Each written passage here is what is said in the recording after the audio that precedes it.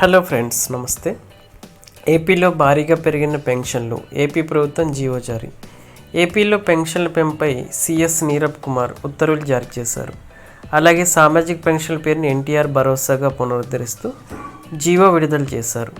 ఇక నుంచి వృద్ధులు, వితంతులు, మత్స్యకారులు తదితరులకు నెలకు 4,000 రూపాయలు, దివ్యాంగులకు 6,000 రూపాయలు పెన్షన్ అందనుంది. పెరిగిన పెన్షన్లు ఏప్రిల్ నుంచి ఇస్తామని గతంలో చంద్రబాబు చెప్పగా, జూలై 1న 7,000 రూపాయలు పెన్షన్ అందనుంది. అంటే ఏప్రిల్, మే, జూన్ నెలల అరియర్స్ రూపాయలు 3,000 వస్తాయి. వైఎస్ఆర్ పెన్షన్ కానుక పథకం పేరును టీడీపీ ప్రభుత్వం ఎన్టీఆర్ భరోసాగా మార్చింది. 2014-19 నుంచి పెట్టిన పేరునే కొనసాగించనుంది. ఇకపై వృద్ధులకు 4,000 పెన్షన్ అందుంది. ఏప్రిల్ నుంచి పెంపు అమలు చేస్తున్నందున జూలై 1న 7,000 రూపాయలు వస్తుంది.